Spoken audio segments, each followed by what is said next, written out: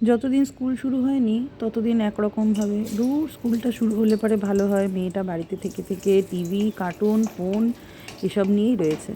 এখন যখন ডেলি সকালবেলা ঘুম থেকে উঠে ওর টিফিনের জোগাড় করতে হয়, কোন দিন কী টিফিন বানাতে হবে, এটা প্রত্যেক দিনের একটা বিশাল বড় হেডেক হয়ে দাঁড়িয়েছে। রোজ এক টিফিন দেয়া যাবে না, এটা স্কুলের রুল নাকি আমার মেয়ের রুল সেটা জানি না। স্কুল থেকে আমাদেরকে বলেছে হেলদি টিফিন দেবেন, এটাই। এবার রোজ এক টিফিন দেবেন কি না সেটা কিন্তু একবারও বলেনি। কিন্তু আমার মেয়ে যদি আজকে রুটি দিলাম, কালকেও যদি সেম যদি রুটি দিই, তখন বলে কি ম্যাম বকেছে। এবার কতটা সত্যি কতটা মিথ্যে, বাচ্চা তো। আর ওরও সত্যি রোজ রোজ একঘেয়ে টিফিন, একরকম টিফিন খেতে ভালো লাগে না। তো সেই কারণেই আর কি মানে রোজই কিছু না কিছু বানাতে হয়। রুটিটা হলে কি রুটির সাথে যে কোনো একটা কিছু দিয়ে দেওয়া যায় নিশ্চিন্ত, একটা তরকারি ভাজা। কিন্তু ওই আমার মেয়ে রুটি খাবে না, রোজ রোজ লুচি দেওয়া সম্ভব নয়। তো সেই কারণেই আজকে সকালবেলাতে, আর ঘরে না সবজিপাতিও বাড়ন্ত হয়ে গেছে। মিস্টার দাস আজকে নইলে কালকে বাজার করবে, তো ওই জন্য আলু ছিল আর একটুখানি ওই কাজু কিশমিশ দিয়ে একটু চিড়ের পোলাও আর একটা আপেল দিয়ে দিলাম।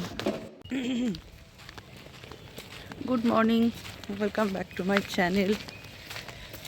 তো আমার চোখ মুখ দেখে বুঝতেই পারছেন আমি কি ঘুমিয়েছি কালকে রাত্রে। আসলে না, কালকে নিচে শুয়েছিলাম। মিস্টার দাসের তো কালকে নাইট ছিল, মানে নাইট গেছেও, তো ওই কারণে ও নিচে ও বাড়িতে থাকলে পরে ওই নিচে শোয়। আর যেহেতু ও নেই ওই জন্য আমি নিচে বিছানা করে শুয়েছি। চৌকিটাতে ওলি আর আমার দুজনের হয় না, তো ওই কারণে ঠান্ডায় চোখ মুখ পুরো ফুলে গেছে। মানে আমার নিচে বিছানা করে শুলে পরে এটা হয়। তো যাই হোক, আর আমাদের এখানে আজকে সকালের ওয়েদারটা খুব ভালো, বেশ হাওয়া দিচ্ছে। বৃষ্টিটা না হলেই ভালো, কারণ বাড়িতে থেকে বৃষ্টি উপভোগ করাটা খুব ভালো, কিন্তু বাচ্চাগুলো স্কুল যাবে তো। এই যে অলিরানি, তো চলুন গাড়িতে তুলে দিয়ে আসি। মাঝখানের অনেকটা সময় পেরিয়ে গেছে, স্নান পুজো সমস্ত কিছু করে নিয়েছি। আর আজকে বাজার থেকে মাছ এনেছি। এটা কী মাছ কি জানি, কাতলার মতন দেখতে, কিন্তু কাতলা মাছ নয়। মিস্টার দাস বাজারটা দিয়েই বেরিয়ে গেল। আর দেখুন কতটা তেল এনেছে। এই সমস্ত তেল খাওয়া একদমই শরীরের পক্ষে ভালো না, সেটা আমার বরকে কে বোঝাবে। আমার বর এই সমস্ত তেল খাওয়ার মাছটা আর লোক। তেলের বড়াটা আমারও ভালো লাগে, তবে হ্যাঁ কাতলা মাছের, কিন্তু অন্য সমস্ত মাছের তেল কীরকম একটা আস্তে আস্তে গন্ধ লাগে।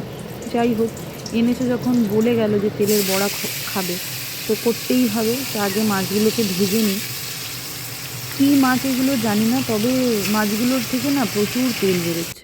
তো এই যে আমার রান্না হয়ে গেছে। এখানে হচ্ছে তেলের বড়া, ডালিয়ার খিচুড়ি, আর মার জন্য একটা সব রকম সবজি টবজি দিয়ে মাছের ঝোলটা করলাম। ইদানিং মা না ওই সবজির ঝোলটা খেতে চাইছে না, তো সেই কারণে সবজিটা তো খাওয়াতে হবে। সেই জন্যই মাছের ঝোলের মধ্যেই মাছ পেঁয়াজ রসুন দিয়ে করেছি, তবে সবজিগুলো দিয়েছি, তাহলে সবজিটা খাবে। আর এদিকে হচ্ছে আমের টক, এই হচ্ছে রান্না।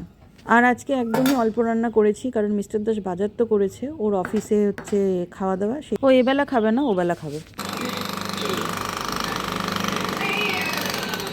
প্রতিদিন এই একটা মাথা ব্যথার হেডেক এসে দাঁড়িয়েছে জানেন। কি যে ঘ্যার ঘ্যার হয় সকাল 8টা থেকে একদম বিকেল 5টা অবধি। মাথাটা না একদম সেই জ্বলে যাচ্ছে। ভাবলাম যে একটু রান্নাবান্না করে এসে একটু বসবো, একটু টিভি দেখবো, সে আর শান্তিতে কোথায় দেখতে পাচ্ছি। এই ঘ্যার ঘ্যার করতে করতে না আর মায়েরও অস্বস্তি হচ্ছে, কারণ মা না এখন কোনো আওয়াজপত্র সেরকমভাবে দিতে পারছে। আচ্ছা, আমি এখানে খাবার নিয়ে নিয়েছি। এটা তেলের বড়া, মাছ ভাজা আর ডালিয়ার খিচুড়ি, যেটা কালকে রাত্রে বেঁচে গেছিলো, তো ওটাই আমি গরম করে নিয়ে নিয়েছি। আর অলিরানিকে ওই মার জন্য যে মাছের ঝোলটা করা হয়েছিল, সেই সবজি দিয়ে ঝোলটা দিয়ে আর এক পিস মাছ ভাজা দিয়ে অলিরানিকেও আজকে ডালিয়া দিয়েছি। কিরে, ভালো লাগছে ডালিয়া খেতে? ডালিয়া কেন খাচ্ছিস তুই আজকে? হ্যাঁ ওর যেহেতু আজকে 4টে থেকে ক্লাস আছে না, তো ভাত খেয়ে নিলে না ও নাচতে পারে না, ওর খুব কষ্ট হয়। এটা স্বাভাবিক ব্যাপার। এই ঢুকলো 2:30-এর সময়, তারপরে এখন 3:15 বাজে। এখন ভাত খেয়ে নিলে না 1 ঘন্টা পরে আর নাচা যায় না, তো সেই কারণে আর কি বডিটা হালকা রাখার জন্যই আজকে ডালিয়া দিয়েছি। এই হচ্ছে ছাতার মাথা ওয়েদার। আর আমি মোটামুটি রেডি হয়ে গেছি। এই যে অলিরানিও পুরো রেডি হয়ে গেছে, লাইন চলে গেছে। বৃষ্টিটা কমলে তারপরেই বেরোবো। প্রতিদিন বৃষ্টি হচ্ছে এখন। দিনের বেলাতে কটমটা রোদ, আর বিকেল হলে মানে 3টের পরের থেকে মেঘ কালো করে এসে ঝড় বৃষ্টি দিয়ে একাকার অবস্থা। আর প্রত্যেক দিনই প্রায় ভিজতে হচ্ছে। কল্যাণী তো ডেলি পড়া থাকে, তো সেই কারণেই আর কি বেরোতে তো হয়। তো যাই হোক, ক্লাস শুরু হয়ে গেছে। আজকে আমার একটু দেরি হয়েছে আসতে, কিছু করার ছিল না, কারণ বৃষ্টি পড়ছিল। আর তারপরে না, বৃষ্টিটা কমার পরেও ওদিকে আমি টোটো পাইনি। আর টোটো অলির ক্লাস শেষ করে অলিরানিকে পড়তে দিয়ে আমি এলাম একটু দোকানে। ঘরের কিছু জিনিস বাড়ন্ত হয়ে গেছিলো, যেগুলো ফ্লিপকার্টে একদমই অল্প অল্প করে পাচ্ছিলাম না, তো সেই কারণে ওগুলো দোকান থেকে নিলাম। আর বাড়িতে এখন প্রচুর আরশোলার উৎপাত হয়েছে জানেন। কালকে ভাবছি রান্নাঘরটা ধরবো, কারণ পয়লা বৈশাখের আর মাত্র কয়েকটা দিন বাকি। তো এবার ঘরদোর ঝাড়তে হবে। আর এই বছর ঘরদোর প্রচুর নোংরা হয়েছে, এই মায়ের অসুস্থতার জন্য না, মানে কিছু করতেও পারিনি, সেই কারণে আর কি। তো যাই হোক, আর বাড়ি ফেরার সময় একটুখানি চপ নিয়ে নিলাম। অনেক দিন চপ মুড়ি খাওয়া হয় না, আর এই বর্ষার ওয়েদারে না চপ মুড়িটা খেতে বেশ ভালো লাগে চায়ের সাথে সন্ধেবেলা। আচ্ছা, সন্ধ্যের পরের থেকে আর কোনো ব্লগ আমি বানাইনি, তার কারণ অলিরানিকে পড়িয়েছি।